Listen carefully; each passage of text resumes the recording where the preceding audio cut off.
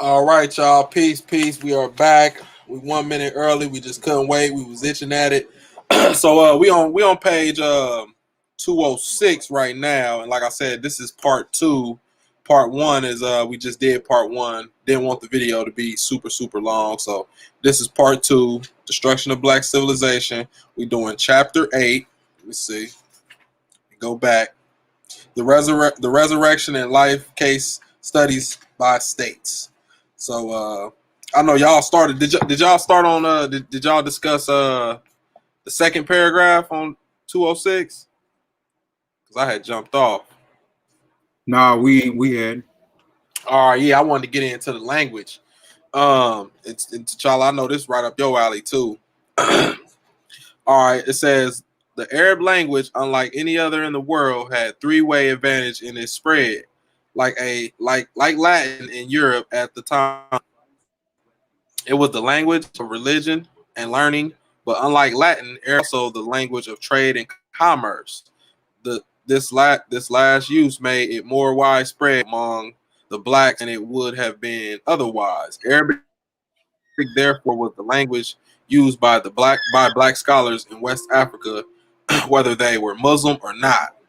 But the study of the Islamic Quran law and literature was at the core of the university curriculum, and that's this what y'all was talking about on the other on the other stream.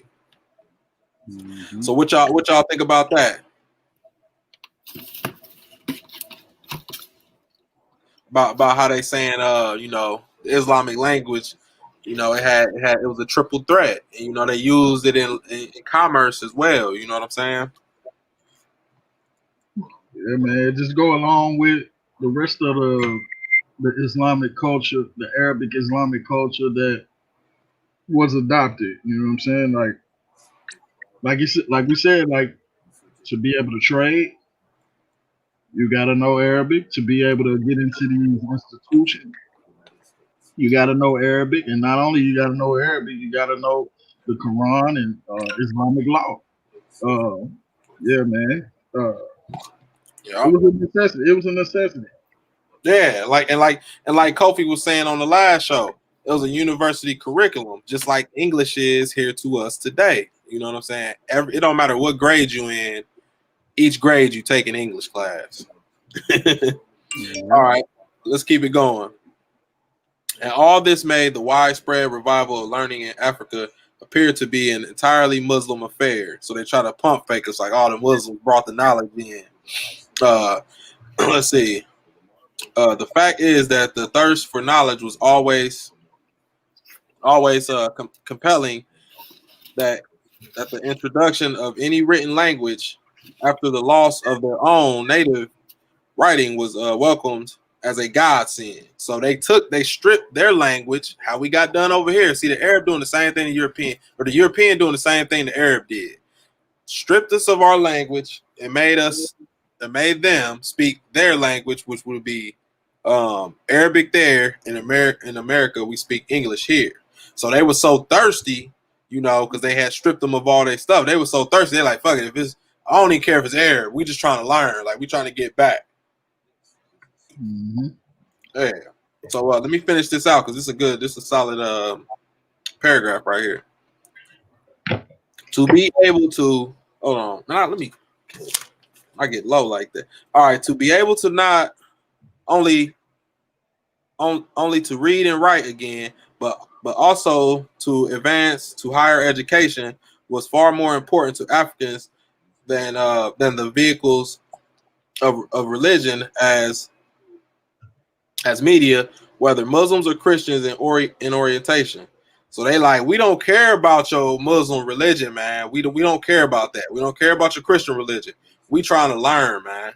So for the Muslims and the Christian missionaries, religion was the main objective, but for most Africans, education was the main objective. So us as Africans, we honor education over religion. What y'all think about that?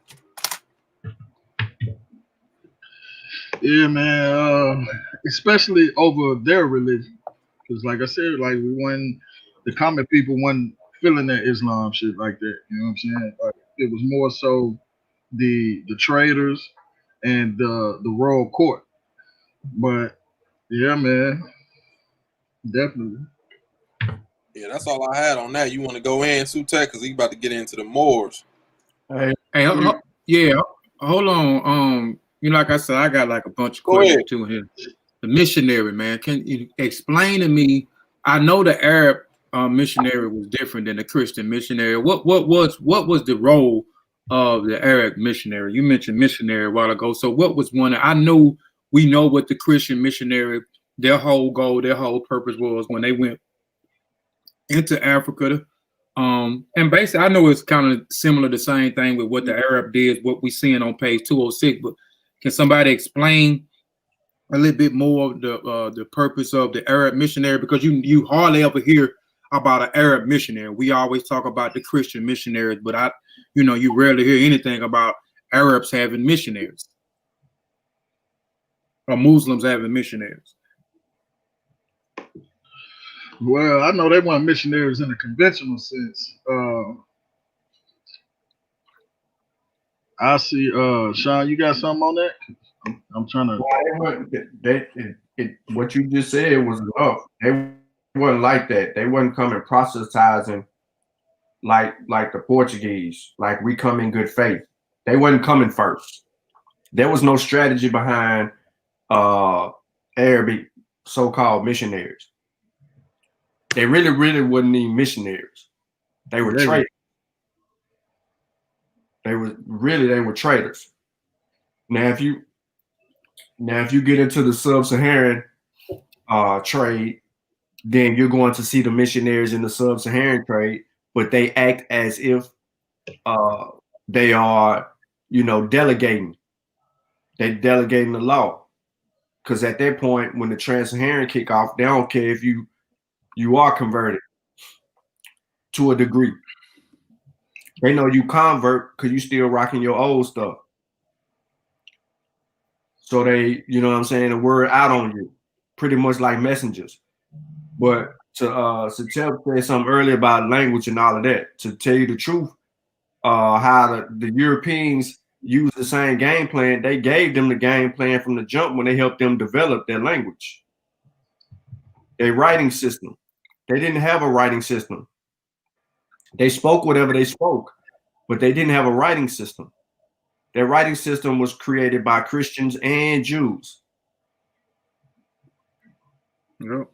And therefore, you get the presence that you get in West Africa based on the sheer understanding that when the Trans-Saharan kicked off and when trade opened up, you would see the Jew. The Jew was a part of the transatlantic and the Trans-Saharan.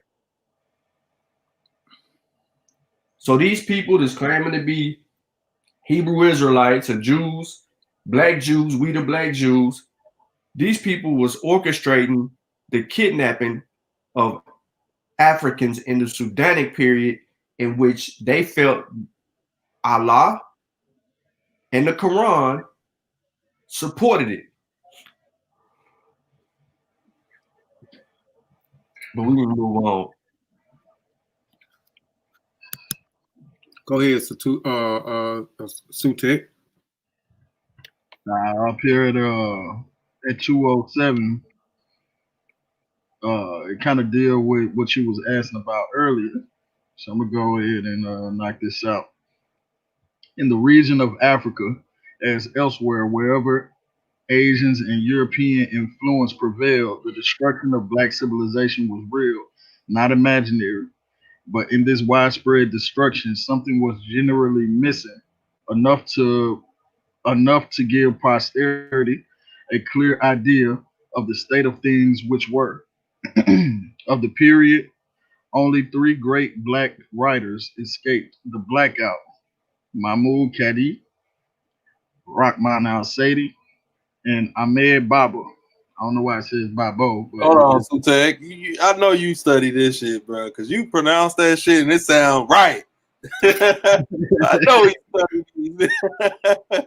Yeah, man, I'm familiar with them. Rahman, Mahmoud Kadi and Rahman al-Sadi wrote the Tariqs, the Tariq al-Fatash and the. Yep, the Tariq Al Sudan and the Tariq Al Fatisha. Mm-hmm. Yeah, Ahmed Baba is very famous in West Africa. So yeah, I know who that is. Who were the others?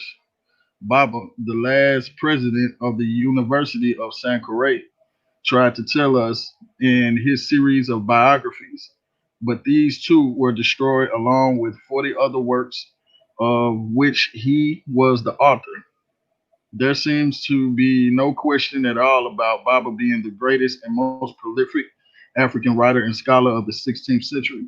Perhaps African should be dropped here, for who else, Asian or European, authored a comprehensive dictionary and 40 other works during his period? So he put out not only a comprehensive dictionary, but 40 other works. He getting up there with polite numbers. his fame, his fame as a scholar, educator, spread to distant lands. In the Muslim destruction of Songhai Empire, the main centers of learning, with all of their precious libraries and original manuscripts, were destroyed first. Then the age-old practice was adopted of seizing all men of learned and skilled craftsmen for enslavement and service to the conqueror. See, that's what you was talking about earlier, Kofi.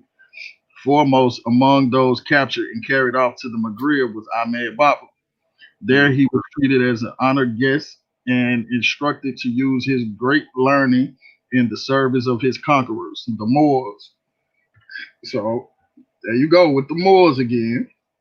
The Moors from up north in Morocco was the ones who came down in 1591 in the Battle of Tondibi, and they wreaked shop on the Songhai Empire. 1591. What's his name? Not not Ishmael, but what was the other one? What was the I can't think of his name right now, but he sent some Moors down to Songhai to conquest it, to take it over. And these was white Moors, like white Moors from Europe type shit. You know what I'm saying? So he sent these Moors down there to the Songhai Empire. They wreaked shop and took over the whole empire. And as for what you was asking earlier, that last sentence spoke to it. The age old practice was adopted of seizing all men and of learned and skilled craftsmen for enslavement in service to the conquerors. So this is something that they've been doing. You know what I'm saying? They take the skilled workers, the skilled craftsmen, and all the learned men back to their empire to try to further it and expand it and make it more great.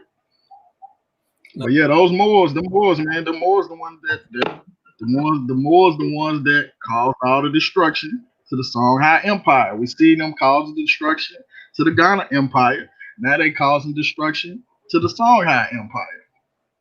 White Moors, these same Moors that these brothers running around trying to claim from Morocco. Hey, Sutek, go ahead and get into that next paragraph. You instigator. Nah, Yeah, I saw was finna skip it. right. I know you can't. Every time I say it, so he said the song. I'm like, oh, we don't get past this.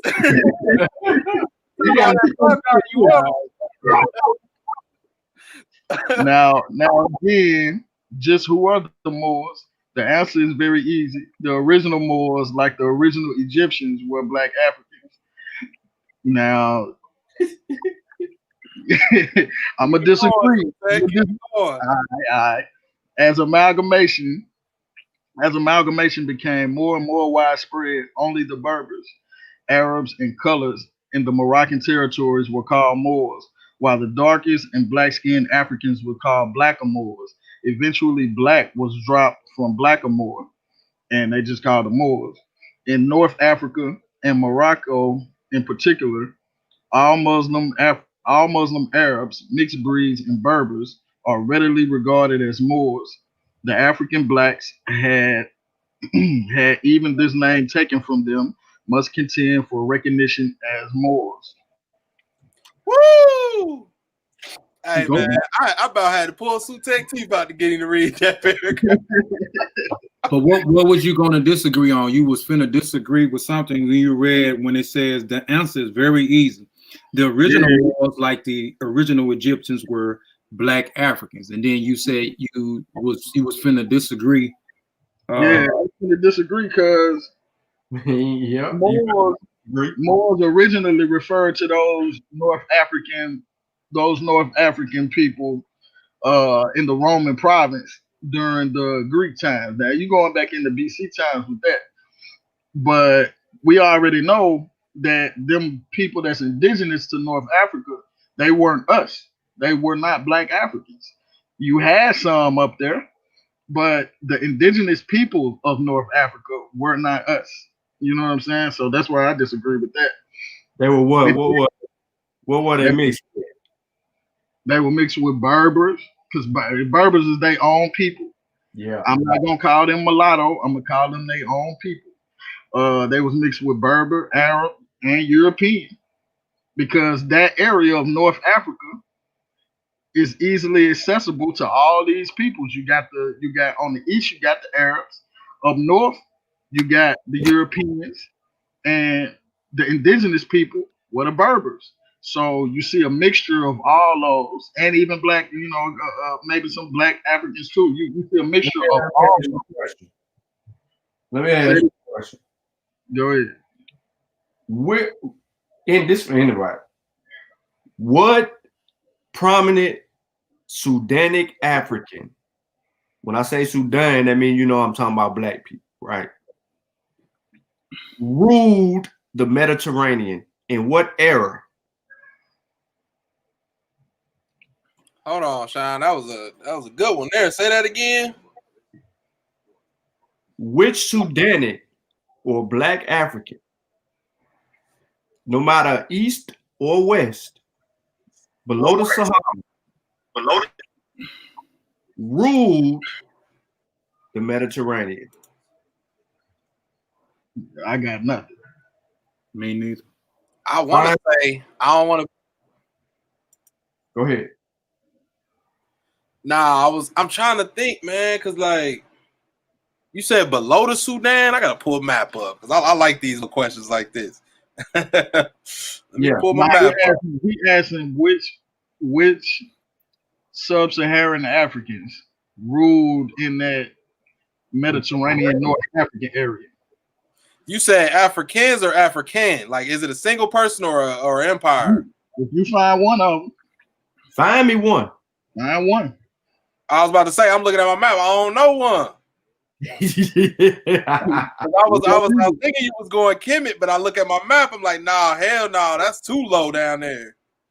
And Kemet ain't rocking with it. They didn't have no need to go. They on the Nile. They got all the stuff. Yeah, but what you call it went up there. He went up all the way up to damn near Turkey and fought battles and shit.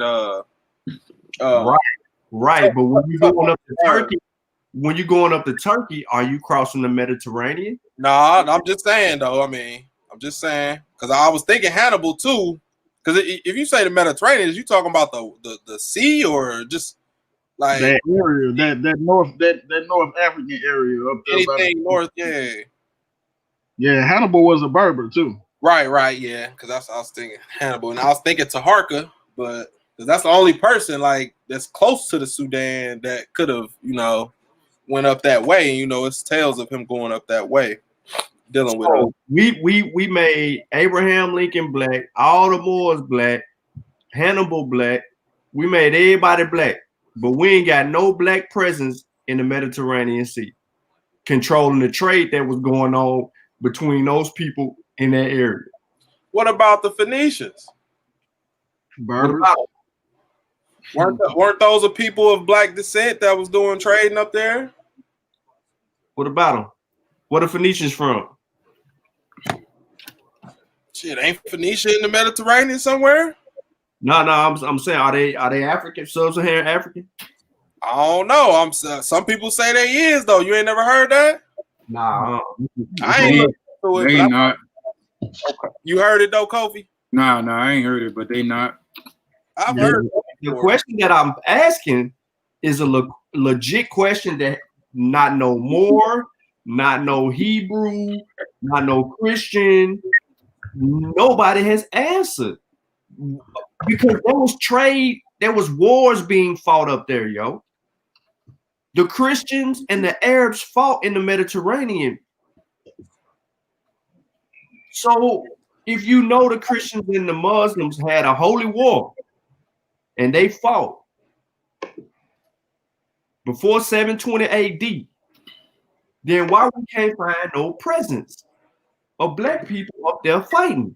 If we supposed to be the original Arab or Muslims, and like old boy claimed, if we supposed to be dominating North Africa, like all of that, the whole continent is black, then who the hell on some boats or some low quality ships that are in the Mediterranean controlling trade?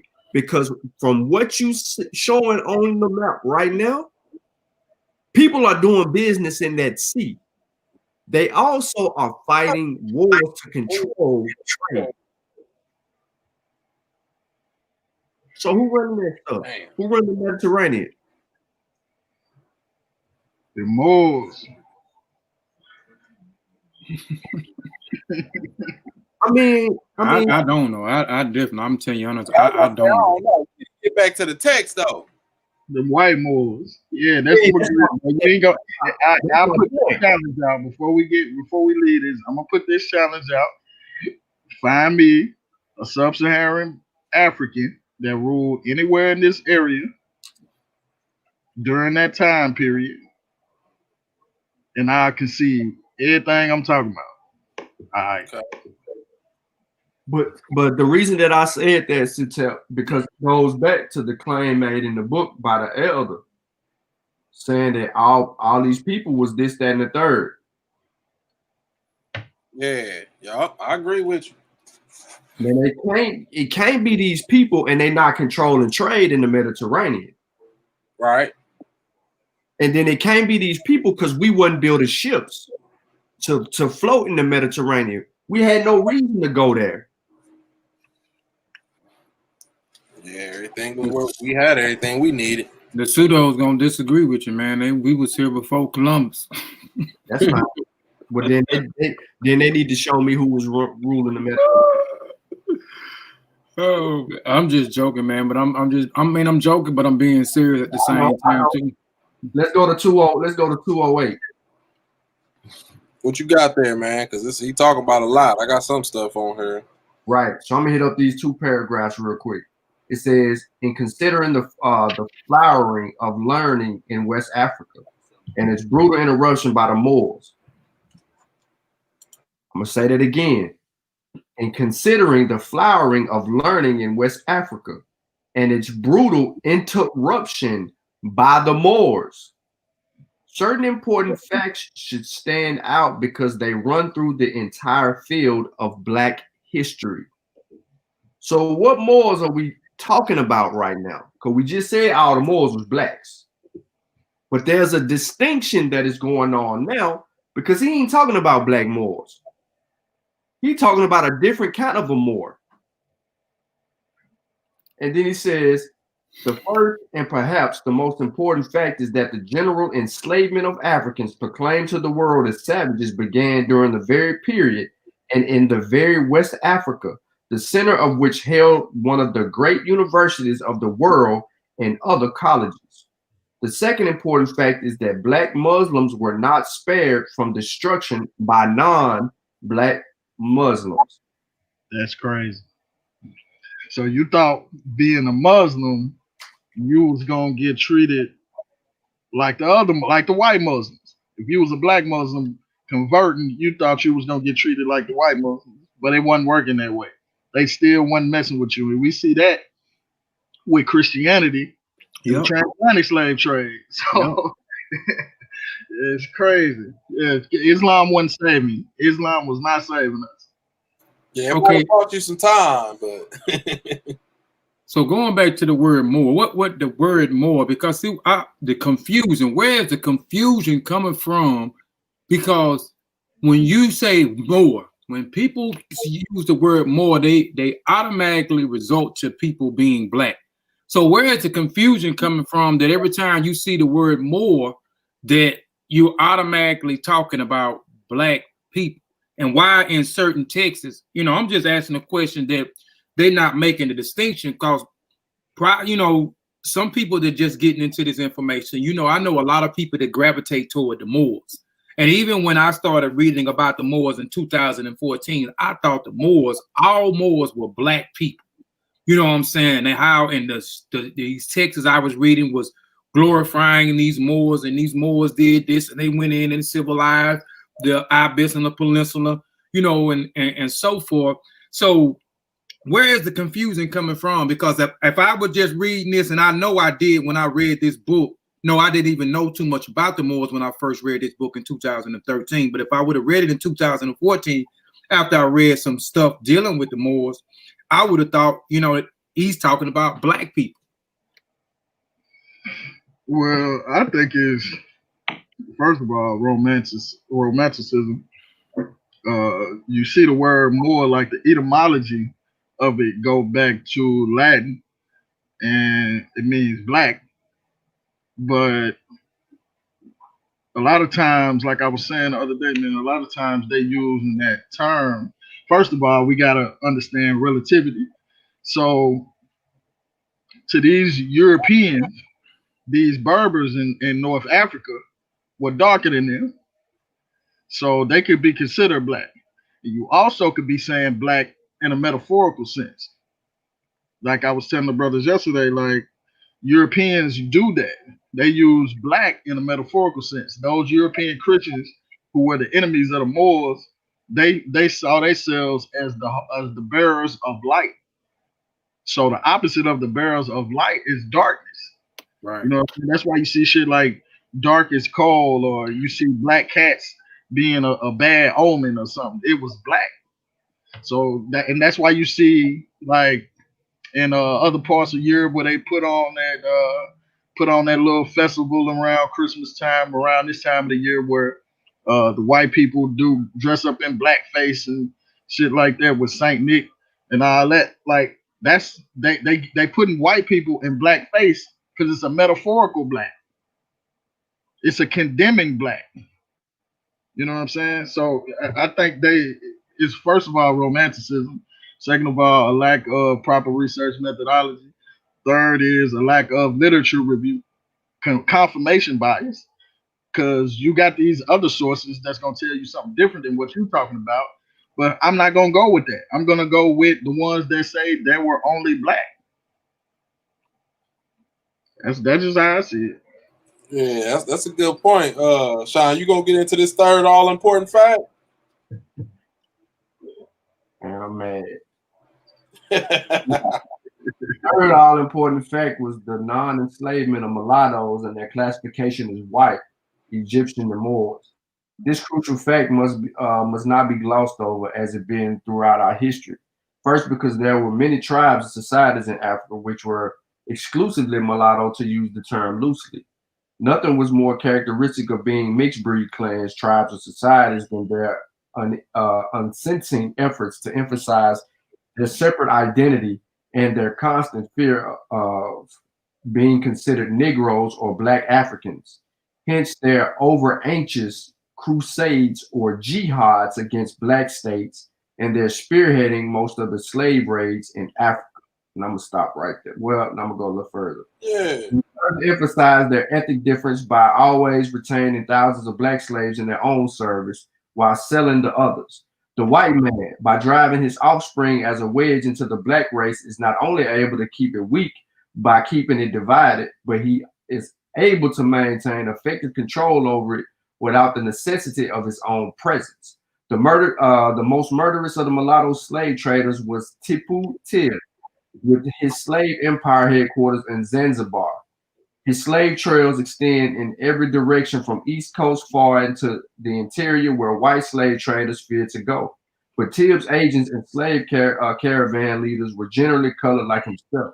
And since Black slave armies were always both the backbone and spearheaded in European and Arab adventures, The record should be clear in identifying all of the participants in the slave hunting crusades in Africa.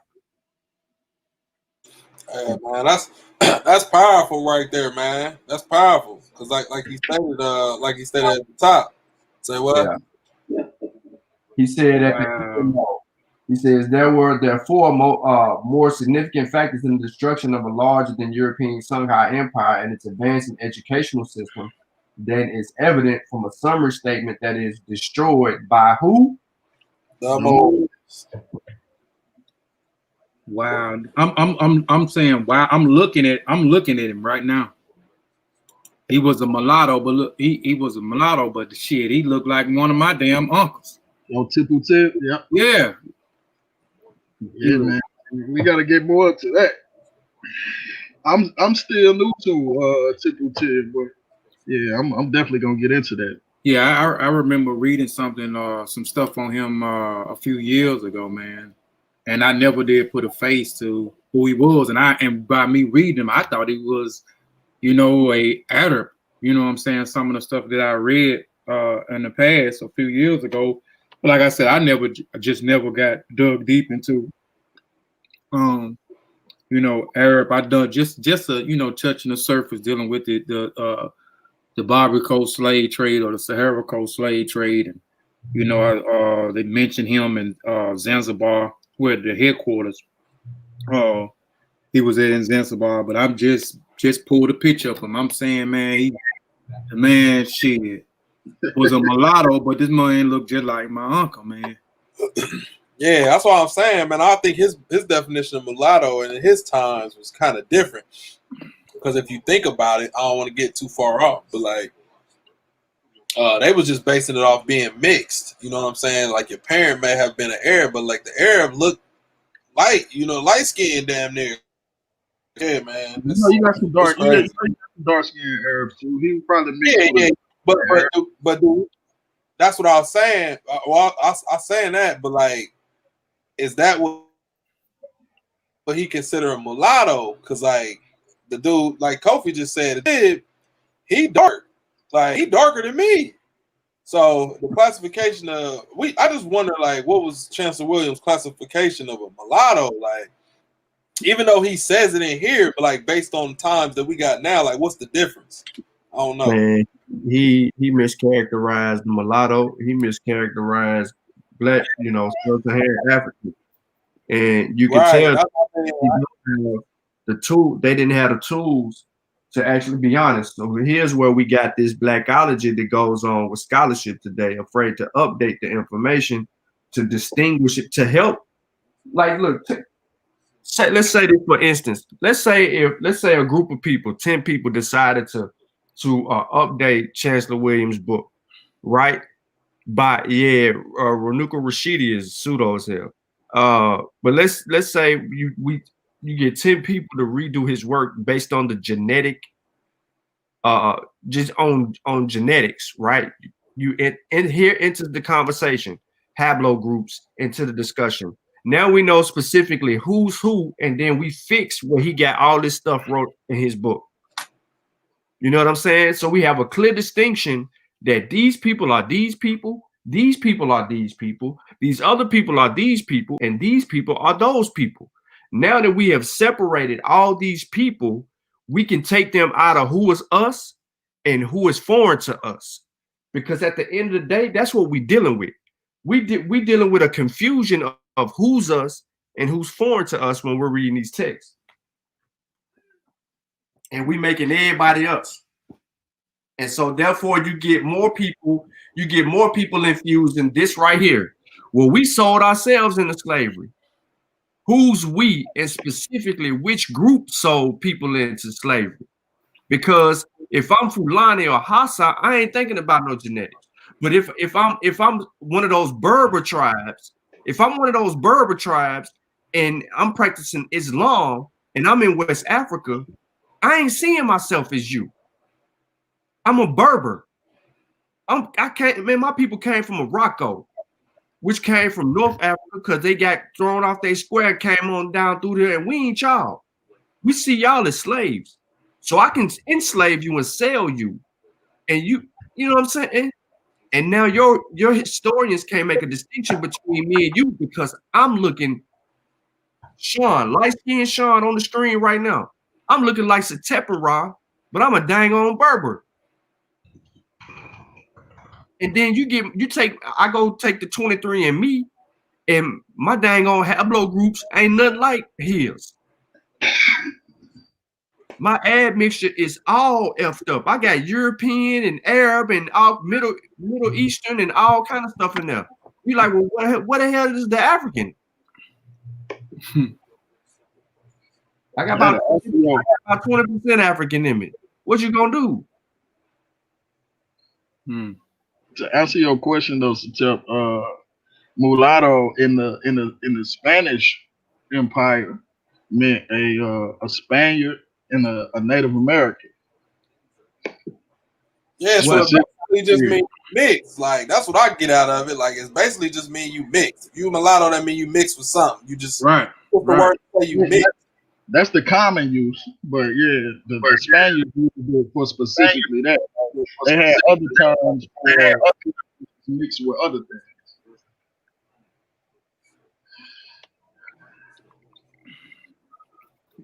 All right, Kofi, you ready to go on to the seat? Yeah, we can. And again, I keep saying this, and I'm just gonna keep saying this too. You know, peace be upon the great ancestor Chancellor Williams. And throughout these 8 weeks, we've been dealing with the text, you know, and it's good to hear everybody different perspectives. And you know, we always say, you know, some of us, you know, heard us, you know, everybody on the panel on certain chapters, we say we disagree with this, and then we explain why we disagree with what the ancestors saying. And again, we're not disrespecting the ancestor of the publication because we reading this, you know what I'm saying? This is a great publication, but you know, this was at a later time, you know what I'm saying? And it's different copyrights. Mine was copyrighted in 1987. So, you know, this was like Sean was saying, this before DNA sequencing and all those types of things. So it's just now we just building and correcting some of the information that the elder had. So it's no disrespecting them. Just keep throwing that out there so people won't be saying that we bashing the ancestor. We always saying we disagree with a certain paragraph that we read. And I just want to throw that out there because people will misconstrue that. Yep. And say that we attacking the elders when that's clearly not what we doing. We standing on the shoulder of the ancestors and we expounding upon his work. Yeah, it's definitely not what we doing, man. This is a great book. And just think about it like this, like we have to we stop and say when points where we disagree with, that's because we disagree with little in this book. Everything else that we're reading, we do agree with. You understand? So like it's just a couple of little points that we disagree with. It was due to our ancestors not having the information or you know certain access to certain information at that time that we do have now. So like you said, we ain't beating up on the ancestors, man. We just like Kofi said, standing on his ancestors and correcting the information that needs to be updated or corrected today that we have access to actually correct. Yeah. But yeah, I'll start at the bottom of 209. Sean, you can just jump in whenever you want to jump in. I don't want to deal with the Masi by myself. So you can deal with it, but we can talk about it. I'm gonna go what you finna start with the Masi? Yeah, you got something before that, then you can go right ahead.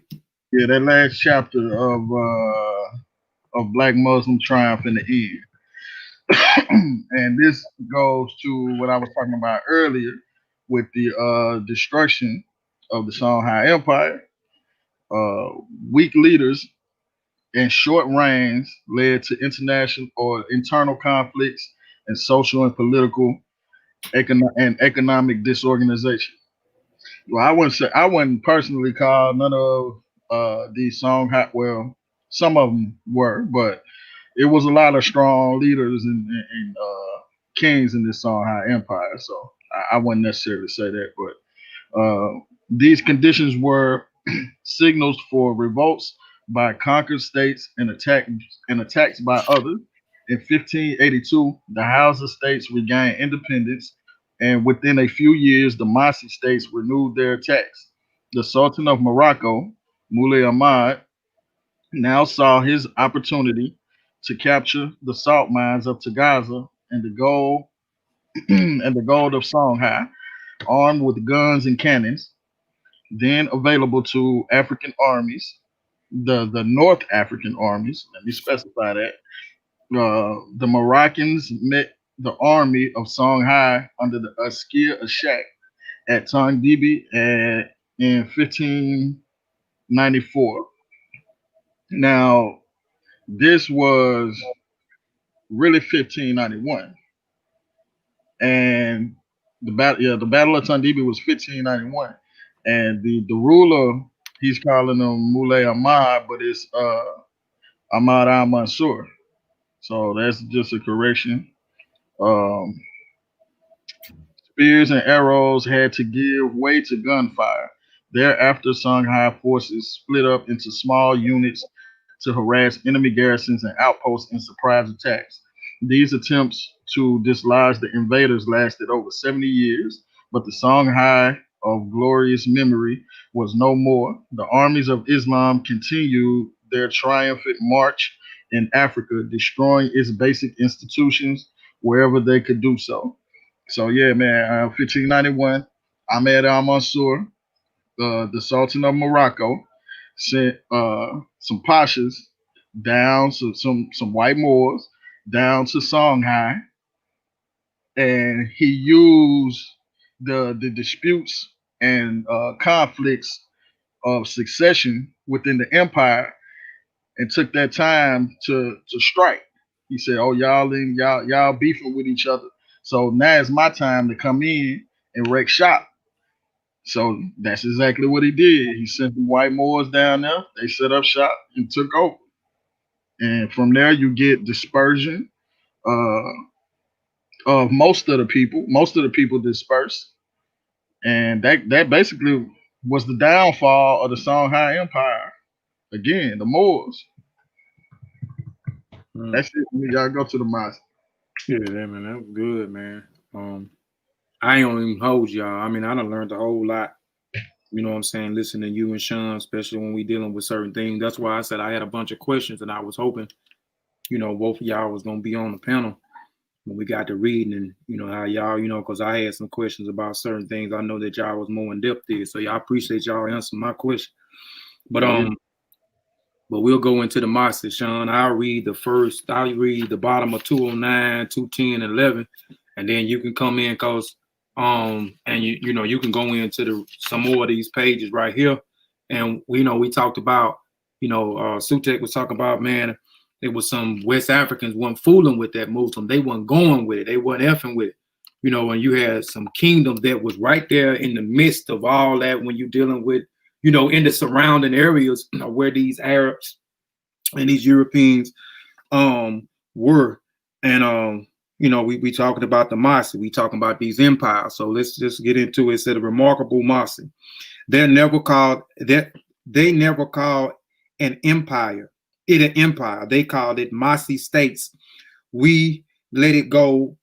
We let it go at that. But it was, in fact, the empire, if the same definition is applied as it is in other areas of the world. It was a union of kingdoms similar to other core groups whose expansion proclivities create empires. It different marketed in the patterns of central authorities. The traditional African political systems of local autonomy was maintained in the independence of individual states that made up the empire. The 5 core kingdoms was Ouagadougou, Yatinga, Fadaguma, Mama Persa, and Dagommi. Now, you hear a lot about Ouagadougou. Like you hear us talk about Ouagadougou a lot. And I explain when we get to the other page. With the other page, it explained why it became the capital of a Mosque. Something transpired in order for it to become the capital of the Mosque. But Ouagadougou is more, I'm saying it's more famous than the other 5 kingdoms, because of that reason and certain things that particular geographical location brung. But there were other kingdoms. Don't just, but a lot of people always talk about Ouagadougou. There was more places, there was more kingdoms than just Ouagadougou.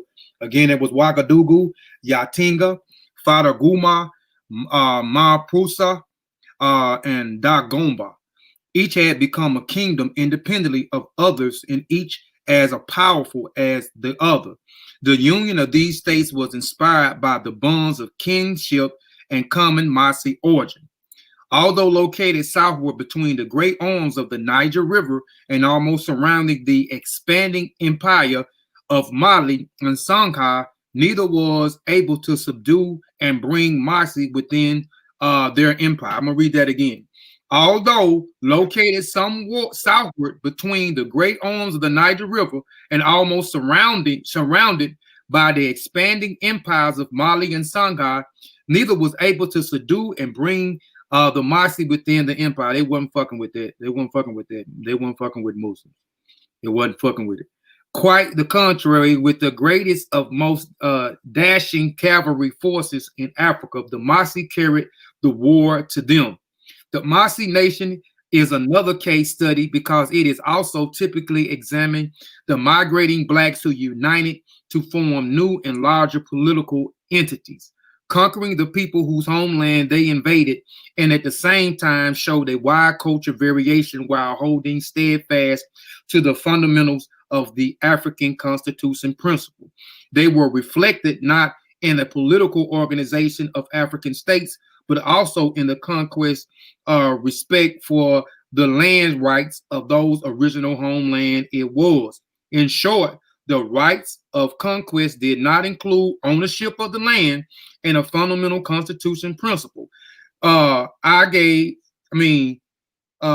gave emphasis and difference between 2 main types of migration. The slow, almost leisure movements of people over countless centuries because of the no longer tolerable conditions of climates and soil, and the step upgrade migration among the refuge flights because of the increasing invasions from Asia to Europe. We talk about those different things. We deal with that in chapter 7. We talk about the different migrations. What caused people to migrate. Some of it was dealing with Mother Nature. You know what I'm saying? The horrendous events Mother Nature has. Some of it deal with the soil. You know what I'm saying? Then we're able to do the land becoming barren, the harderings of Asians and different invasions in the area produce different migrations and etc. In these later calls, which is now dealing, they increased as the Arab overran the eastern Sudan and became a period of crises between the 12th and the 17th century. This was the long period during which migrating blacks undertook to form a new, stronger state all over the continent, succeeding while other refugee blacks found themselves in an area which just to survive it all requires all the energy that they could muster from day to day. Progress. What progress? How progress? Blessed then were the migrating who, unlike those who found territories where progress was possible. But blessed were the Masi. The Masi, by 1500, they had become the dominant power of one of the most industrious nations of the period.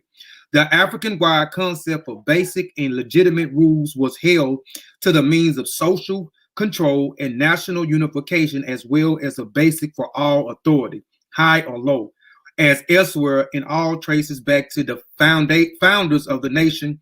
In the case of, I don't even know what that was. Sean, what you know how to pronounce that at the bottom? It's similar to Ouagadougou or Ouedraogo. Okay. The Urbi, they had the name, the God-given power that led them. All of their descendants should inherit the power and therefore inherit the rights of rule. Implicated in this and a certain ideal development from it, it was a right to conquer and rule. The ideal of royalty involved from same source. further illustrating how a fact of commendable ideals such as honoring the founders of the nation may be elaborate through times of grand and myths.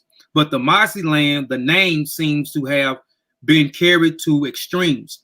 Everyone seems recognition or even a minor office claims to have the name. Thus, this bestowed the title of Naba. Naba means ruler. So and so, an extent of which the political structure was based upon the name, made Mossi society somewhere unique among African states. Since the Naba of the 5 core states claimed equality and were all fiercely independent in both spirits and action, the early contests were over what state should become the leader of them all and provide Moho Naba, which is kings of kings. So now this is talking about those 5 kingdoms that formed to become the Mossi. We're talking about Ouagadougou, which everybody knows, which became the capital of the Mossi, Ouagadougou. A lot of that's all we hear, Ouagadougou, Ouagadougou. But you had Yatinga, you had Fada Guma, you had Mama Pusa, Mampusa, and you had Dagami. So now it was time for them to make what they would call a king of kings. So the Ouagadougou finally won. Although it was not senior to the name lines of descent, it won because it had become the center of economic activity and therefore national prosperity. And because of Ouagadougou, people outdid themselves in screaming praise the songs of their Naba, who was the ruler of the whole world. His dominance were boundless. His God, he was the godson and therefore sacred. No one must look upon his face. All must prostrate themselves before him. Supreme justice can be found only by the Maho Naba. All of this was too much for other states to overcome. Ouagadougou Naba thus became Maho Naba of the United Mossi Kingdom. Principles and chiefdoms, each of which was virtually anonymous. The Maho Naba again means king of kings.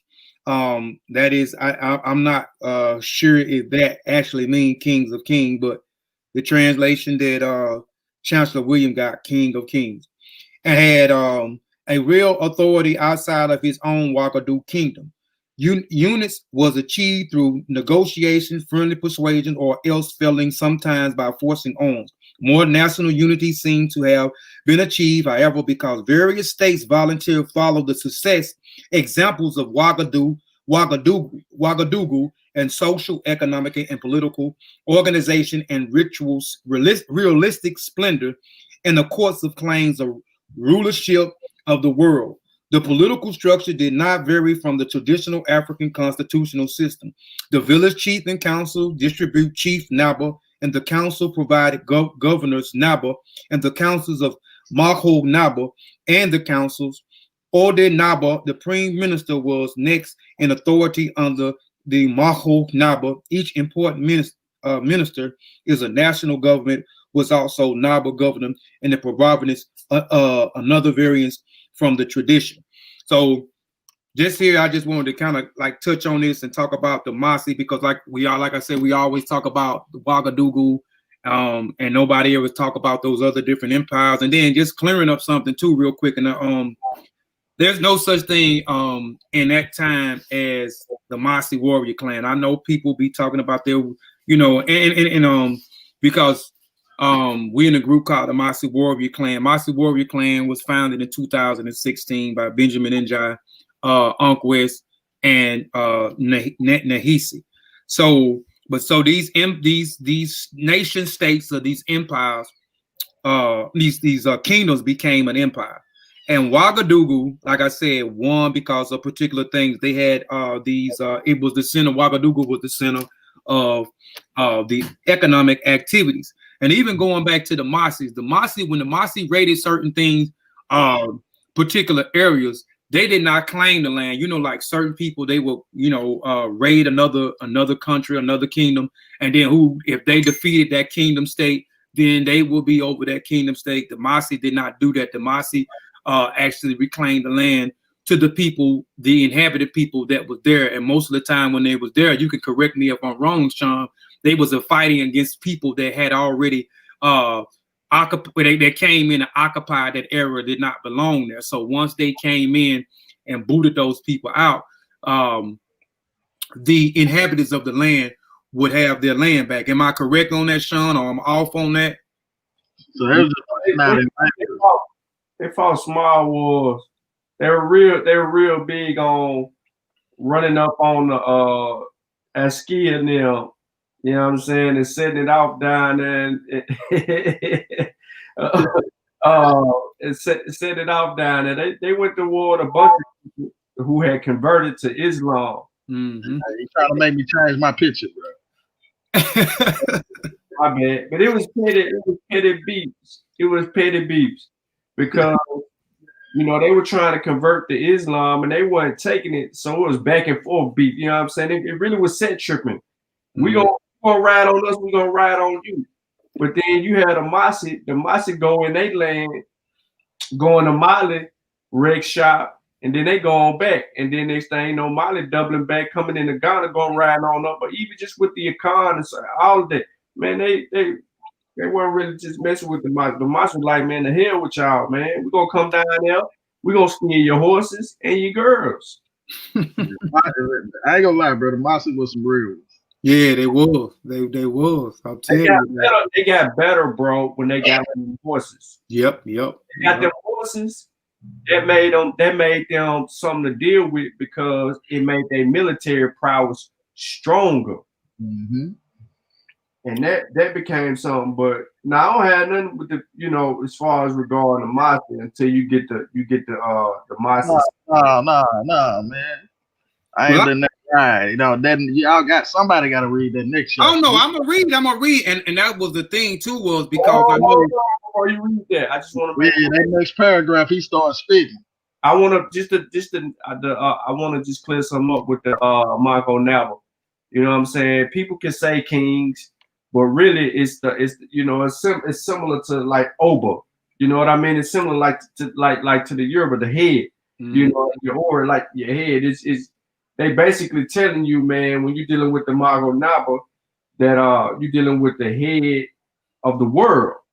You know what I'm saying? You know, to them, it was our head of the world. It was our leader.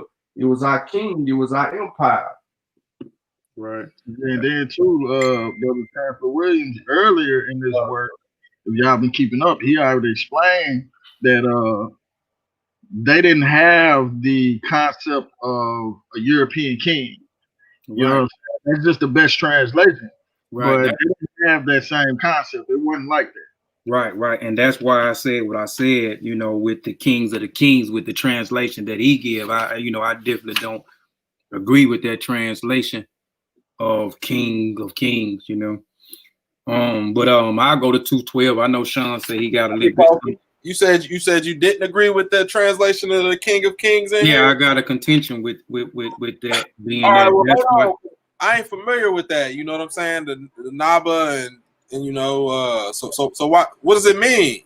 Sean kind of broke it down. It just mean the head. You know, that was their head. That was, you know, their ruler at that time. You know, and they didn't have like a concept of what like Sutek was talking about, a concept of what Western deem a king to be. So that's why I kind of had the contention with that translation, kings of kings.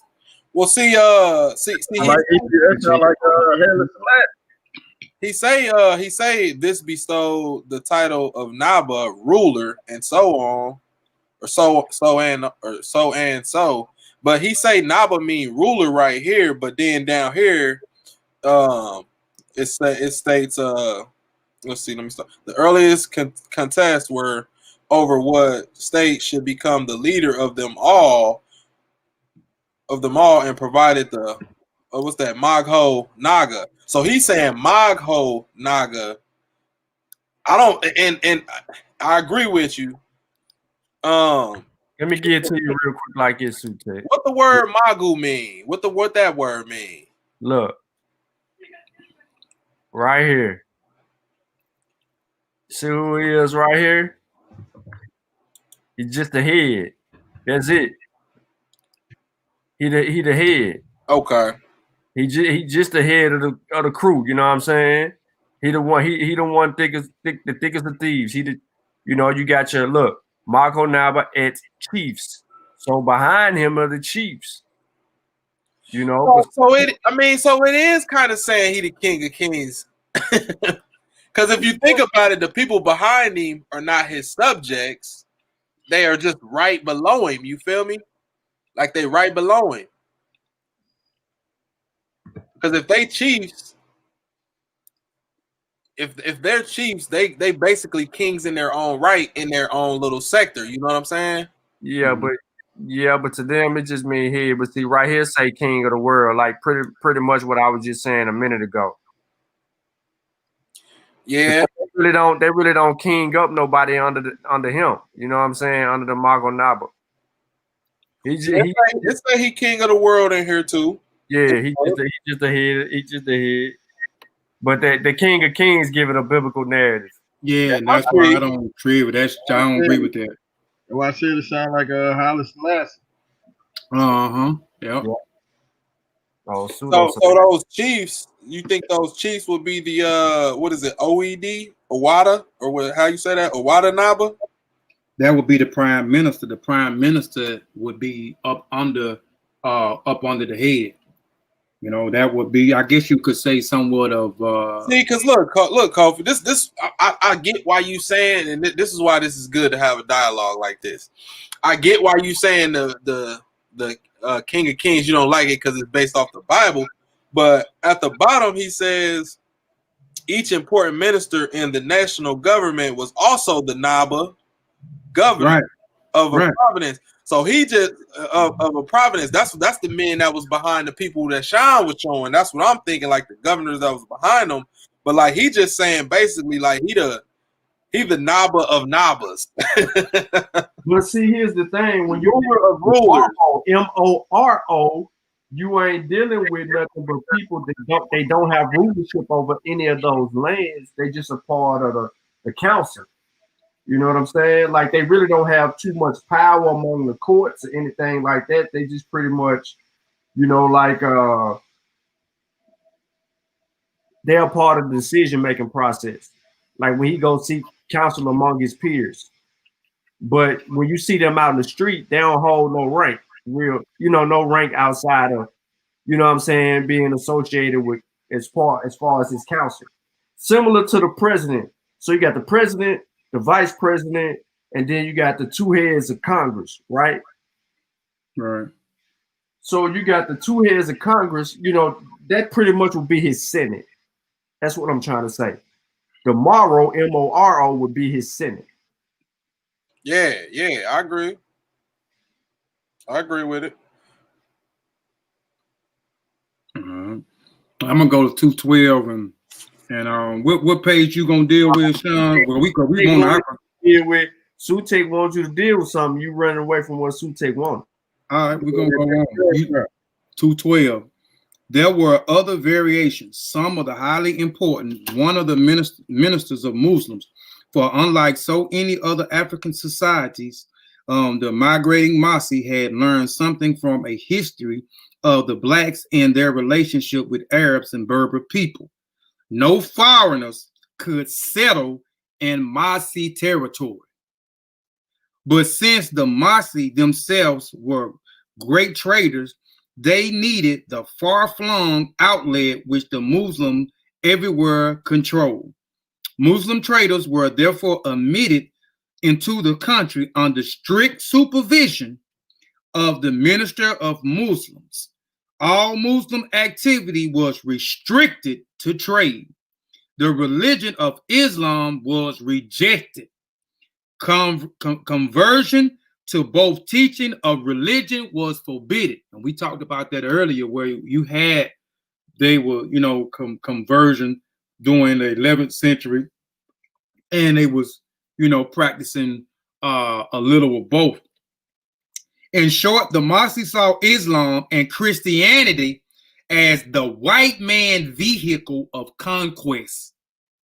It was the only black nation in time to see this indeed. Marcy prophecy held that when the first white man appeared in the land, the nation would die.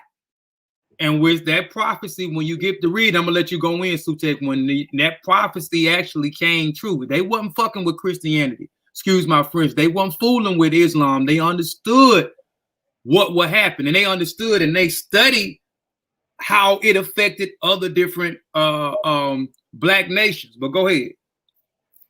Nah, man, I was just gonna say we need to take a page out of Sarnetta shit and start getting that bomb effect, because goddamn it, we need that bomb effect, right? Yeah, we need some special effects on here, man. Hey, chapter 9 is going down. Shit, bro, that needed a bomb. They was not playing around, bro.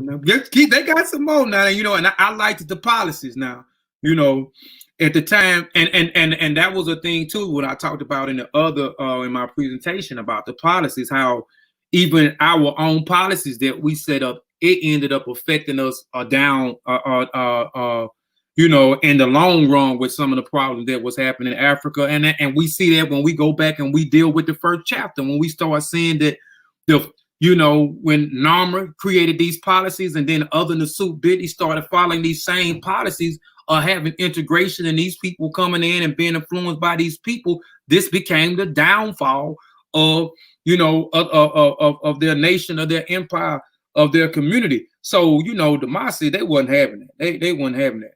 So it said that time had not yet arrived. The Marcy policies included whites of rigid limiting the numbers of controlling their activities in the country, further illuminating an African experience that is already so clear that it should require no additional light. All African states that began to develop again after the Great Dispersion, rebuilding and expanding, were prosperous and advancing as black states as long as they barren the relentless, aggressive whites from their country. And the destruction became certain only when they abandoned this policy. And it says, I'm going to read it again, it said, aggressively whites from their country, and their destruction became certain only when they abandoned this policy and let the agents and the Europeans in. One of this, on this record of entirely clear, the Marcy held on steadfast to their own African religion and African institutions and survived over 500 years into the 20th century until it was finally overran by the French. So the Marcy held on to their traditions or the way of their ancestors for 500 years. And they did all of this when the times were going on, when you was looking in, as we was talking about these surrounding empires. You had the Ghana, the Mali, the Songhay, you know what I'm saying, with the heavy influence of Islam, the institutions that had curriculums where you had to know the Quran, you had to be able to read and write in Arabic and all these different things. They held steadfast. They did not, you know, resort to converting to Islam for any type of particular privilege or anything dealing with trade. They wasn't messing with. So they did that for 500 years. As a few more of these African institutions should be mentioned to the further illustrations to the external influence schools, we are dealing with the land and the people were a white face would have been curious and white influence. Hold on. A few more of these all African institutions should be mentioned to further illustrate the external influence school. We are dealing with the land and a people where a white face would have been a curiosity, and white influence, even under this school's disguise of religion, was buried by law. Few things could be more remarkable in history of the black people than the rigid adherence to the body principles of the indicated human of spiritual level and advancements that point the direction of real civilization. One of these one of this was reflected in Marcy conquering recognition of the principle that no matter how powerful the conqueror of the territory might be, the land belongs to the people. Again, the principle that no matter how powerful the conqueror of the territory might be, the land belongs to the people whose homeland it was. There was recognized as a rightful owner of the land, and therefore negotiated for settlements of newcomers were carried on with chiefs or priests of the earth, and represented the indigenous people. The political systems, and I'll stop here in a minute. The political systems of high Democrats was usurped by any states anywhere in the world. That system was developed by Africans. The family was the smallest social economics of political units. The extended family councils, for example, settled all cases involved of offenses by members in which affects only the family or were not serious enough to be carried to the village court. Bad behavior by one member was reflected on the rest of the family. It says and I says this a lot too. It says again, bad behavior by one member was reflected on the rest of the family.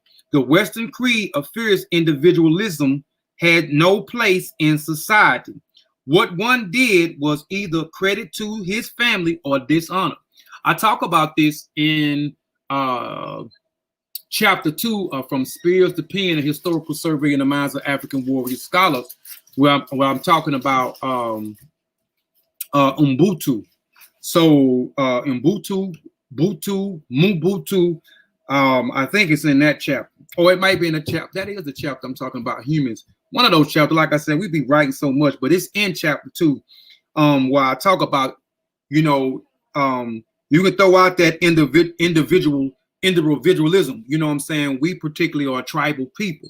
So when one went outside of the family, conducted bad behavior, it didn't reflect that individual. It reflected the whole family as a whole. So if you did something to dishonor the community that you lived in, you dishonored your family. It wasn't you dishonoring yourself. So your whole family was held accountable for it. I say the same thing when we have kids.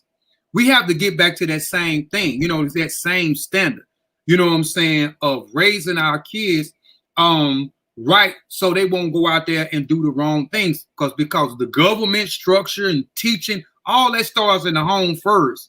Then they go out there in the world. So when your children does, we think that's cute when your children go out there and they get arrested, or they get high, fall over the place, or you know what I'm saying, they cursing out people. We think that things, we think this stuff is kind of cute, but they are being they only have the things that they do, they only held accountable for. The family is not held accountable for. I think if the whole family as a unit, if one of the family members went out and messed up and the whole family was held accountable, I think we would have more people out in society that is conducting themselves in a proper manner. But that's just my own opinion. But that's all I have right there on page 213. And Sean, you can deal with wherever you want to go into. I know you're probably going to start with 215. Yeah, real quick, I just wanted to touch on what you just said about the individualism being thrown out the window in African culture. And I'm gonna tie this into something personal with me. Like, I know a lot of this talk about vaccines is going around, but a lot of people saying they ain't gonna take it, they're gonna wait and see and all this. I'm gonna take it. And I'm gonna take it because I got people around me that I care about that I don't want to see sick. You know what I'm saying? I got my mom, I got my sisters, I got my niece and my nephew. You know what I'm saying? Like I got a family, I got people that I'm gonna be around that I want to protect. So even like my man said, I forgot his name in the chat the other day. He said, I'm taking it even if I grow a third arm or a third leg. Hey, and that's how I feel, because it's not just about me. I'm taking that individualism and I'm throwing it out the window to protect my family and the people that I care about. So I just wanted to touch on that, man. Yeah, man, that's dope, man, because that's crazy. And I'll tell y'all about that after the air. I was talking about my mom today. My mom called me today with something, but I'll share that out the show. But yeah, but you know, I was talking about that as she was talking to me about something today, and I was saying some of the same thing, like, and she said something else that kind of got on my nerves. You know what I'm saying, what she was saying, because I didn't know what was going on. But the whole reason why I don't go around my mother as much is because I'm outside. So, and I'm like you said, I'm trying to protect my family, and it's not just about me. And when I go out in places, I got my mask and I got my gloves. I'm gloved up and I got my maskers on. So, you know, I could be like, well, I ain't studying that shit like everybody else and be out there, you know, and be irresponsible. But I'm trying to protect my family. So it ain't about me. It ain't just about me. It's about my whole family as a whole. So I'm trying to protect them. So I got to do what I got to do to protect and look out for the family as a whole, where I won't get sick and nobody else will get sick, especially our parents, you know, and a lot of the people that moving the way they moving, and I'll get off of this, the way that they're moving is, like I say, I keep saying they moving irresponsible and they moving dangerous because they thinking about themselves. So they doing whatever they got to do for themselves and not thinking about their parents in general. Then they go around grandma that has preconditioned disease, or they go around my mama that got asthma and got diabetes, you know what I'm saying, because they wanted to go out and party, or they wanted to go out and be amongst their friends, whatever they wanted to do. They went out and they did what they did, you know, in a huddle with a group of people, no mask, no gloves on. And then you go home and now you affected somebody around you because you was selfish. He was being selfish. He was being an individual. So we need to get away from that individuality and get back to being tribal people. But man, yeah, I feel you. Yeah, I'm gonna keep it short, man. I'm really gonna kick it with 216. You said, it was during the 19th century, however, that the Mossi exclusion of foreigners became less rigid. Earlier, you had talked about the exclusion of foreigners and how they saw keeping everybody out of their business. That's what allowed them to thrive and be the kingdoms that they were when they ran shop around that era. It says, so again, it says it was during the 19th century, however, that the Mossi exclusion of foreigners became less rigid. There began a gradual relaxation of restrictions, especially of Muslim traders. That's the problem. Some were allowed to settle. Remember, they were keeping them out of the land. And while it was true that the vanguard were Black Muslims from the now wholly Islamicized neighboring Black states, they paved the way and made it smoother for their white Muslim brothers. Moreover, an increasing number of young modern Mossi leaders began to consider the age-old policy of excluding whites as unenlightened, if not downright uncivilized. What did a great military power, the greatest in Africa, have to fear from a few white faces in the land? You know, they were cocky. They were like, man, these few white faces in the land ain't gonna do nothing. Nothing gonna come about that. But then here you go. The greatest in Africa have to fear from a few white faces in the land. But what about the great prophecy? When the first white man appeared in the land, the nation would die. Nothing in Mossi land was better known or more universally believed than this prophecy. It was backed up because early Africans regarded white as evil in itself. Still, the young moderns could declare the prophecy to be just another old saying, manifestly untrue because some Arab had been admitted into the country long ago and the nation still lived stronger than ever. So it seemed. Meanwhile, the Europeans was closing in on the continent and had the Mossi states surrounded. The British on the Gold Coast and the Ashanti to the south, the Germans next door in Togoland, while the French was pressing down from the north on the Ivory Coast on the west. All had their agents busily gathering as much data as they could about the powerful and overly proud Black nation. At first, these agents had to operate from the outside. Dubious in Ashanti, Coyle in Sierra Leone, and Cross in Togoland. There were many others. Kraus in German and Togoland was supposed to be the first European to slip into the country with the caravan. The great prophecy was now about to be fulfilled almost precisely. The first white European had entered the country. The next white man came in boldly in 1888, backed by the supreme powers of the French Empire, albeit called a republic. The emissary of conquest was Louis Binga. He came to the place to place the country under the protection of the French. He met a strong leader, still ready to fight in the Maguinaba. He rejected the proffered French protectorate as a ruse for conquest, resented Binga's haughty and disrespectful attitude, and ordered him out of the country at once. The Maguinaba knew that at that very moment, German troops was marching toward his borders. Binga's real importance in the history of African people, however, was reaffirmation of the white man's unchanging attitude toward blacks. Said he, I feel that a white man traveling in this country, whoever he may be, should not prostrate himself before a black king, however powerful the latter may be. He was not expected to do this. It is necessary that a white man should inspire respect and consideration wherever he goes. They should come as masters, italics added, as the superior class of society and not have to bow their heads before indigenous chiefs to whom they are definitely superior in all respects. I wanna stop right there. There was once a story told about a West African king who went to the land on his pilgrimage to Mecca, where he had come into contact with these foreign rulers in a black land called, once upon a time, called Kemet. They wanted this king to bow to him. He refused to bow to the king. It was not his custom. He was a king too. They should bow to him. But here we are, these foreign whites, these cocky, funky, stanky whites are in the land of the blacks, among the Masi, and they had an attitude that people should revere them and bow down to them. And this king refused to do that. So let's move on.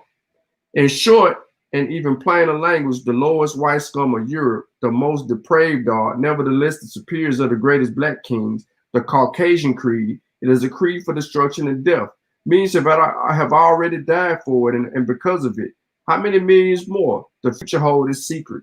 I'm gonna stop right there because y'all already know the death of the fine Amasi became true. The prophecy became true. They let the white man in the land, and so it went to shit.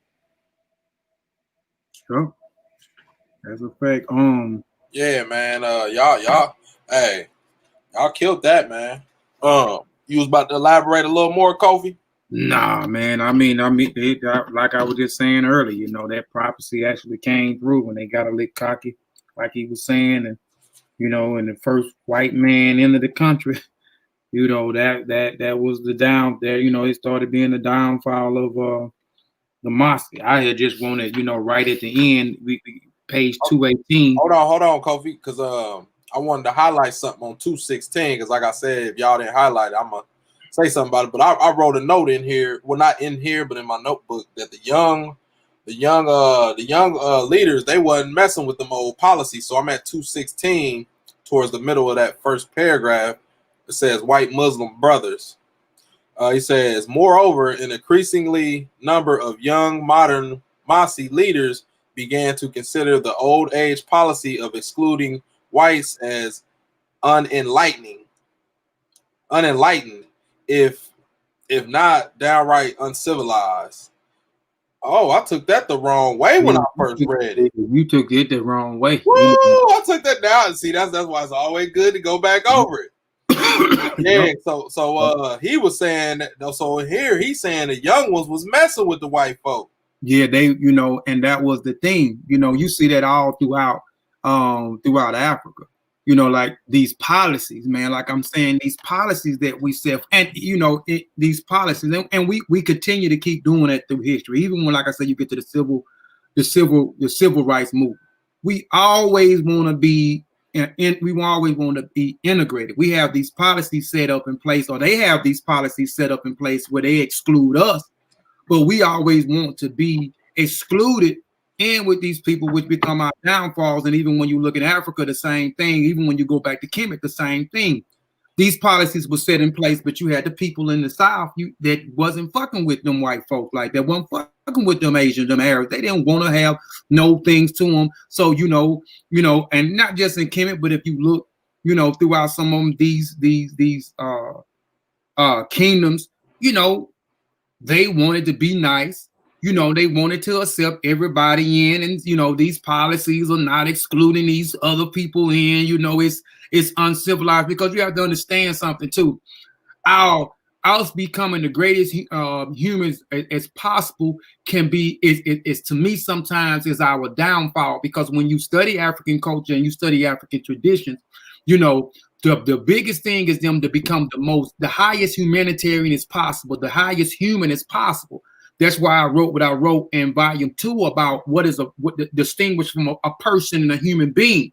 So and between talking about the person and a human, in these cultures, you know, when we deal with science, we know we talk about Homo sapiens sapiens, we talk about the evolution when we go through the Hardeman, you know, the homos and all that different type of stuff. The African looked at a human being totally different, and their culture and their basis found out of cultivating good character.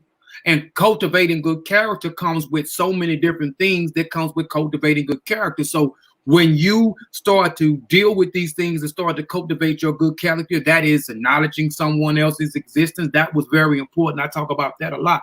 Acknowledging someone's existence, treating someone kindly, treating someone fairly. It's so many different things that come with good character, right? So, you know, they thought, like it was saying here, those people started to say that the whites were the Master leaders considered the old age policy excluding the whites to be unenlightened.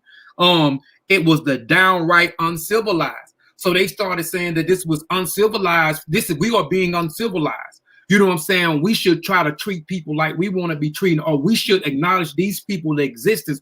We should try to be kind to these people. We should try to help these people, which throughout history has been our downfall. So, you know, they were just rightly just doing what they always doing, because, again, the Masi rejected religion. You know, they didn't fool with the Arabs. They didn't fool with the Europeans. They didn't fool with Christianity. They didn't fool with religion. They practiced their own traditional religion. You know what I'm saying? Their own way of their ancestors. And, you know, and again, African cultures and tradition, it deals with cultivating good character, making one the highest human or humanitarian as possible. So they started thinking, man, well, go ahead. I'm sorry. Go ahead. I ain't say nothing. Oh, so, you know, that, like I said, that's just been our biggest downfall.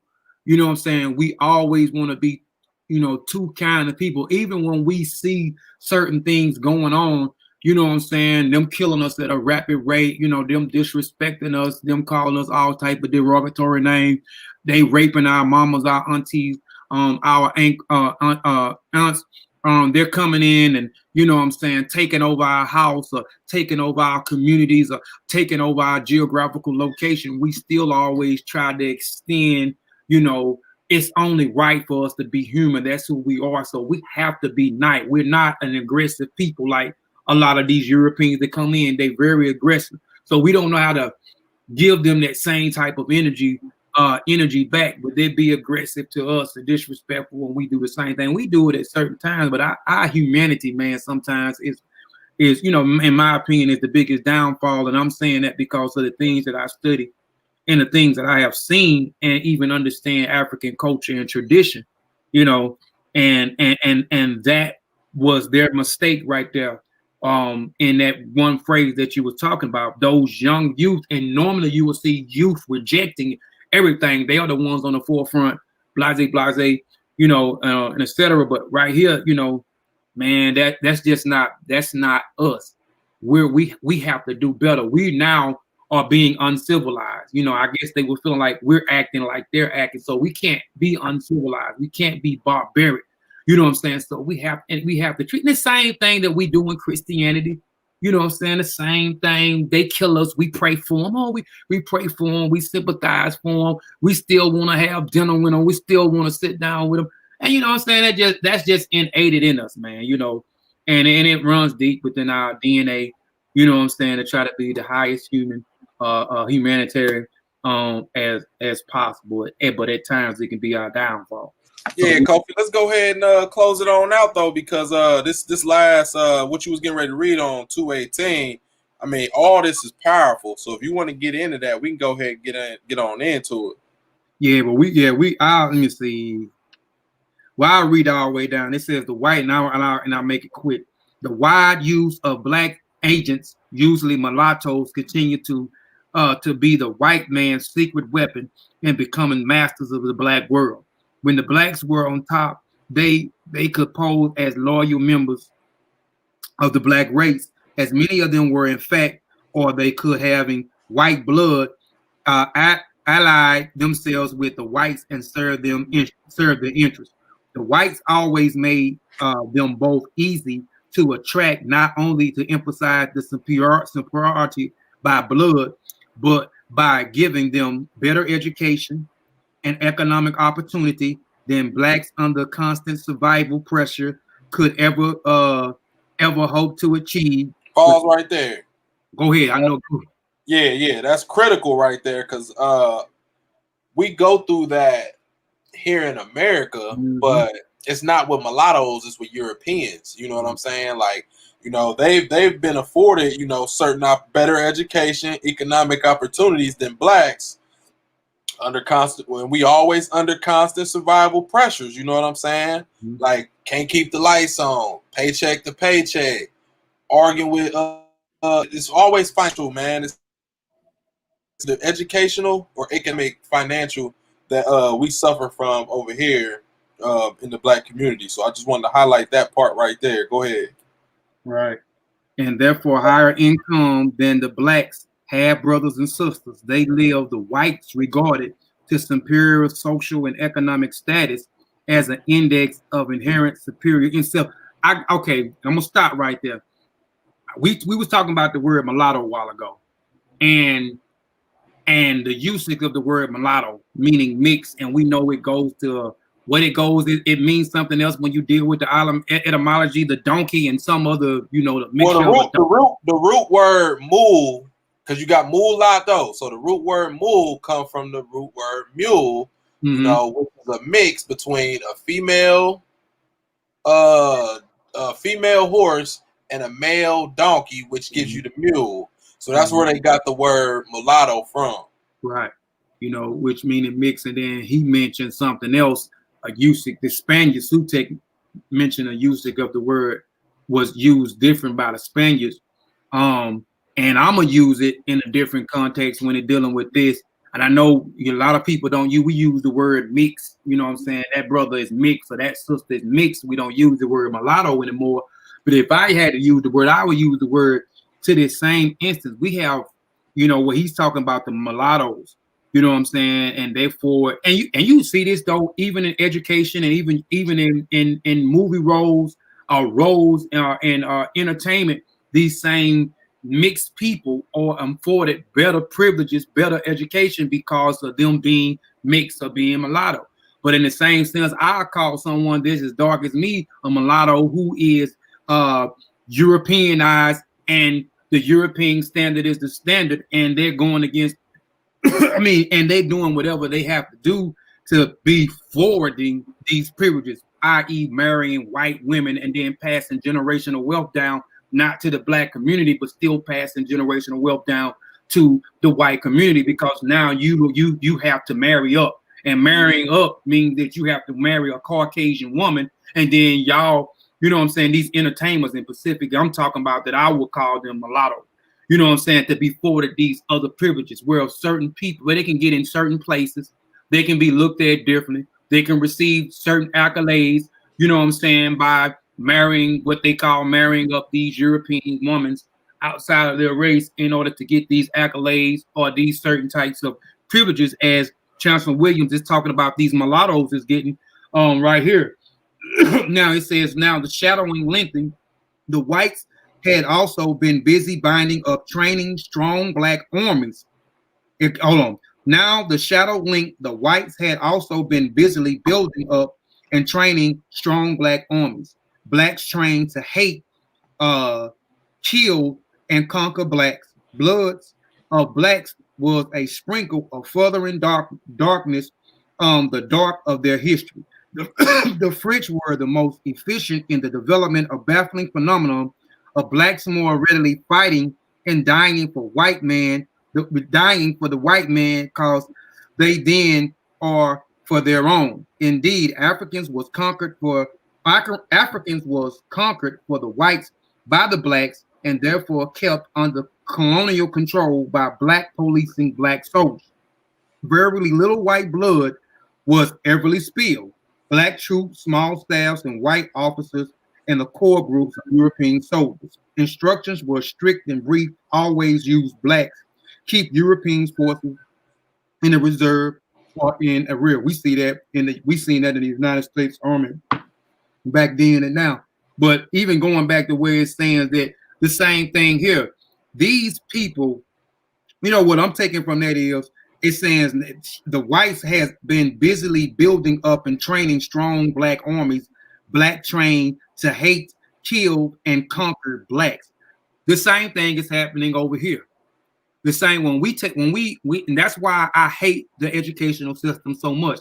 The European over here has trained us to hate anything that deals with black, and it teaches us it teaches us that we come from nothing, that we are inferior, they are inferior, and it also teaches us, you know what I'm saying, an aspect of hating us. So hate comes with a whole lot of other different things.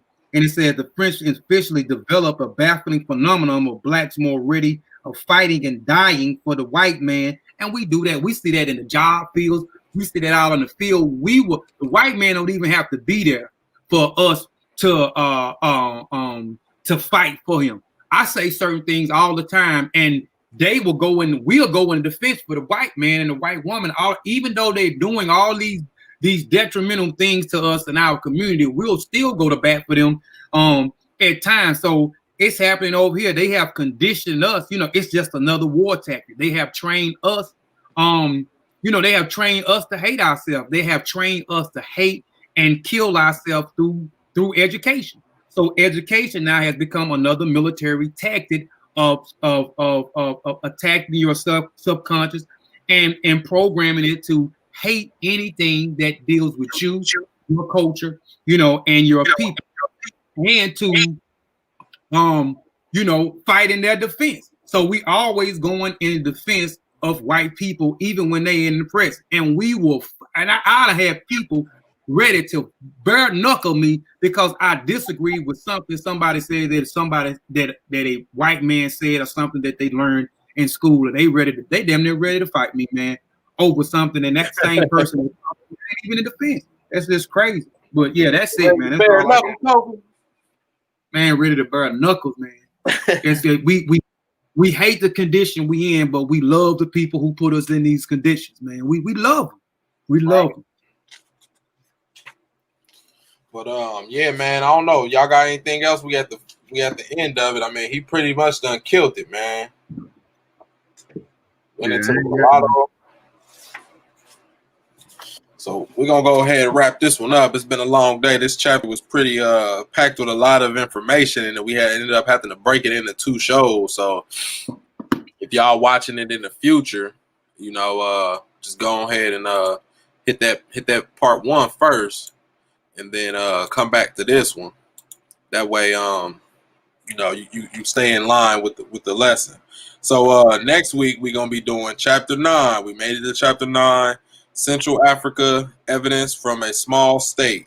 This is gonna be good, y'all. This is gonna be good. They're dealing with the Congo. That little area over there. I don't know if it's called. Well, I don't know if it's. But yeah, it's gonna be a good one. Y'all got anything before we close the show out? And that's it, man. Just appreciate everybody that's supporting the show, man. And go KofiPiesideTV.com and go to the Learning Market and pick up them books and get that brand new book out, Spiritual Comeback, Volume 3. And go to Mboka Family Connected Apparel Store and go cop some of them clothes, that apparel that we got on there, man. That's it. Yeah, man. Go to FamilyConnectedApparel.com, like you said, to get your clothing. Go to KofiPiesideTV.com to get your books. We got it for y'all, man. We got it. We doing it for y'all. We got the foundation. So like Kofi said, man, we done a lot in 2020, man. We put a big dent in 2020. 2020 was good to the Kofi Pieside research team this year. We was able to spread the love through y'all's help. We was able to spread the love over to Ghana, you know, or not Ghana, sorry, Senegambia. We talking about Ghana today. We was able to spread our love to Senegambia, you know what I'm saying, and help the family out over there, you know. And now we got the clothing brands. We done made a collaboration with them, you know what I'm saying? So it's all love, y'all. Me and Sutek, we got the Coffee and Cookie podcast tomorrow. We going in at 8:00 Eastern Standard Time. We going in on them trichomes. So y'all catch us over there. And we out, family.